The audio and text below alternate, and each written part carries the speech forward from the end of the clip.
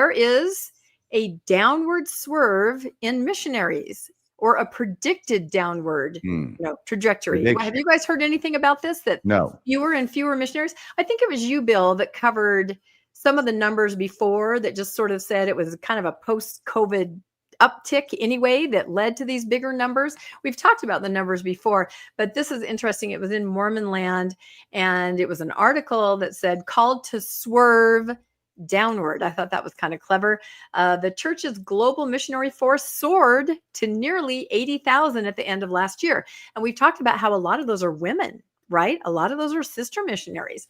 But what goes up, Latter-day Saint data scientist Stephen Craney predicts will come down. So I was intrigued by this title because we talk about missionaries a lot, and the church seems to use it kind of as an indicator of the health of the church. You know what I mean? They always put that out there. We have this many missionaries. It's one of the few things where, there is kind of an impressive number compared to other religions. So this was an article called Missionary Numbers Are Peaking and Will Start to Decline. And again, this was covered in Mormon Land. And so he says there's something comfortable and fun about the kind of armchair predictions about the future that are either too vague to be falsifiable or too far in the future for anybody to hold you to account. So he's saying he likes to make this kind of prediction because, it's in the future. But he's predicting that the record. Yeah, it's how Joseph Smith became a prophet. It is how Joseph Smith became a prophet. The record-breaking number to be falsifiable or too far in the future for anybody to hold you to account. Yeah, no, that's exactly it. He's following the prophet's footsteps. The record-breaking number of missionaries we are currently enjoying is going to peak in the next year or two, or maybe possibly it already has, and then it will start a precipitous decline. You can mark my prediction here, is what he's saying, and we'll tell you why, which is kind of interesting. I know. So that's something, because if the church is continuing to grow as the church claims loudly and repeatedly, then the missionaries would be growing too, or at least they wouldn't be declining precipitously. By the way, yeah, Bill. By the way, the who reports that the church is growing in as good as ever? It's the church. Mm-hmm. Who reports the missionary numbers? It's the church. If they're willing to fix one side of the coin, they're willing to fix the other. We can't trust any of this data. Yeah. All data coming from those who are dabbling in demographics within Mormonism on the outside, everyone is pointing to the church being in, at the best, plateaued, and at worst, declining. And the church keeps sending out raving reviews of its growth. It's who reports the missionary numbers.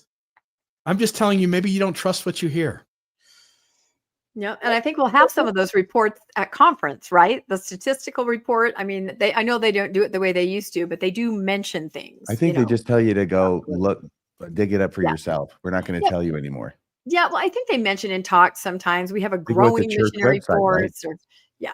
Yeah, there is the church website where they put it. So, so anyway, according to this data, the reason is not because of a crisis in confidence in the leadership, smartphones, your cousin reading the CES letter, some policy failure in the seminaries and institutes department, or he even says somehow Donald Trump. I'm sure there's plenty of shooting from the hip speculation, but the reason is it's something much more just completely average and ordinary, and we're talking about demographics overall, right? Is there a reason you didn't pronounce BANAL, Rebecca? No, because I'm reading from notes that are just like notes off this. I can't see that. You know that. I didn't know that. It was right there. You said every other word up to it and after it. And don't even ask me why I have reading glasses on my head and I'm not using them to read my note. I know I have a whole system here. Okay. I'm a novice podcaster. All right. So he goes on to say the engine of the church's proselyting is in its 18 to 20-year-old demographic in the United States, right? That's the age range where these missionaries are going, and they stay out till they're 21 or 1 year, of course, if you're a sports figure. So they come mostly from the Latter-day Saint corridor in particular. In the next couple years, the cohort of 18 to 20-year-olds is going to significantly shrink. And this part blew me away as a result of the steep drop in childbearing that happened in 2008. Do you guys remember what happened in 2008? Yeah, I was alive then. Yeah, it was the Great Recession. It was the mortgage crash. It was all of us going, what the hell? Why don't we have jobs anymore? It was a very dark time looking back. I mean, I think I'm still recovering. But apparently that also impacted childbearing. So those kids that would have been born there at that time, that would have been the age of a missionary now, there aren't as many of them, and by a large number. So I thought that was very interesting. This is going to be Armageddon for smaller unendowed universities. And I have seen the enrollment is dropping, right? I think Bill covered something about that a while ago, right? For the smaller unendowed universities and maybe the not so small ones. Let's see. But in a sense, it goes higher education in the U.S., so goes the Latter-day Saint missionary force. So I do wonder if the church is anticipating this. Think about the changes they've made in missionary service. And this is one of my conference predictions, that there may be something like this brought up. Now, I have seen on social media, faithful social media, people have been reporting that they have been hearing in state conferences and things leading up to the big show, the big conference. Leaders have been saying things like, we're going to hear some new information. There's going to be something announced, right? And it might be hard to hear. It might be something that you're going to have to wrestle with a little bit. So I don't know what that means or if it's even true. Could be a change to missionaries, right? So like Bill mentioned, 40-year-old men, older men can now go on missions.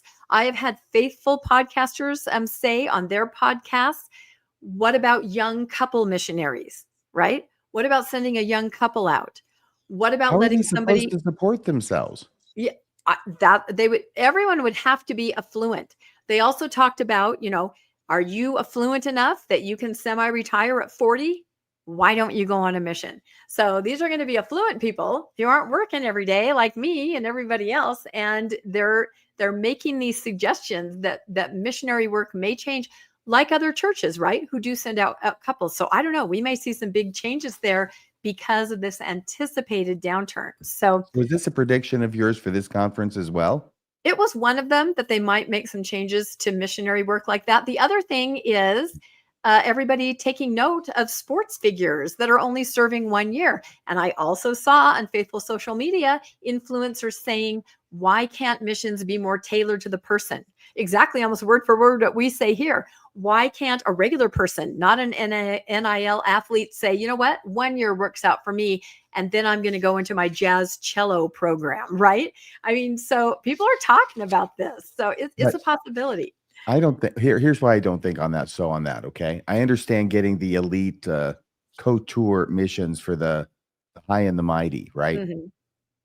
But the church has to have missionaries. They need the free labor. They're leaning on their old folks to serve multiple missions after they retire. And so, I mean, I just can't see them taking away the length of the mission unless they honestly think that by decreasing the length of the mission, they're going to have enough extra missionaries signing up that's going to take care of the deficit, which was the wrong-headed decision they made back in the 80s when they did the same thing and took it from 2 years to 1.5.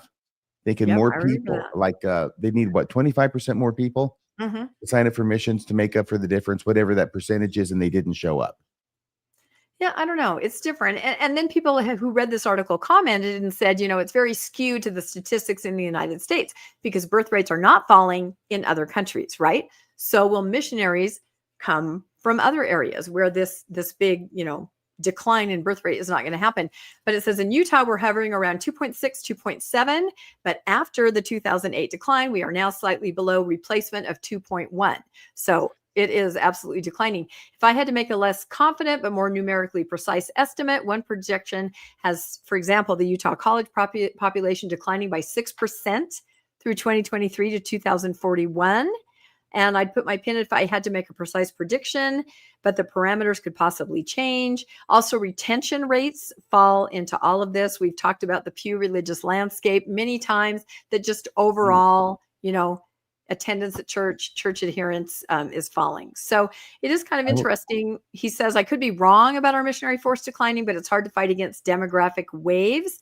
So I don't think I will be. So if he is correct, I predict we could see some shifts in, trying to make up for this lost demographic. I don't know. Thoughts? For whatever meaning it has, I just Googled and to find out what percentage of the Mormon missionaries are from the United States and came up with 30%. Huh. I thought it would be more, but it came up with 30%. I think that missionaries in other countries are called to countries near their country. Do you know what I mean? Yeah. Like missionaries aren't necessarily going to move, becoming, I don't know. It's interesting. It'll be interesting to watch. That's all I can say. Any thoughts on that, Bill? Declining missionary numbers. You're kind of our numbers guy. How about summer break missionaries? How about high school kids going out on their summer breaks? Yeah. Oh, spring break missionaries. Spring break. Let's do Easter break and Christmas break missionaries. We'll get Where all the of boys are. We'll get all of our 14 to 17-year-old high school kids out tracting near their homes, knocking on doors, helping the full-time missionaries out. We'll see what happens. I told you guys a long time ago, the number of missionaries serving is the easiest way to see the activity and faithfulness of the church as a trajectory. And if it starts to go down, you can just take it for what it's worth. You did say that. I remember hearing it. I did. Yep. I think I wrote it down in my journal. I have a newscast journal. No, and someone made a comment in the chat, virtual missionaries. And it's true. The church absolutely has figured out social media, and it is going berserk and blowing up, as are other denominations, right? So that could be something too, where you just literally sit at home like you used to sit when you were in high school gaming, only this time you're saying, hey, want to come to church? Want a friend? So that's an option. Do you need that nowadays with the AI? We used to have the missionary discussions memorized in their entirety. That's true. You never know who you're actually talking to. So anyway, we'll keep an eye, but it will be very interesting.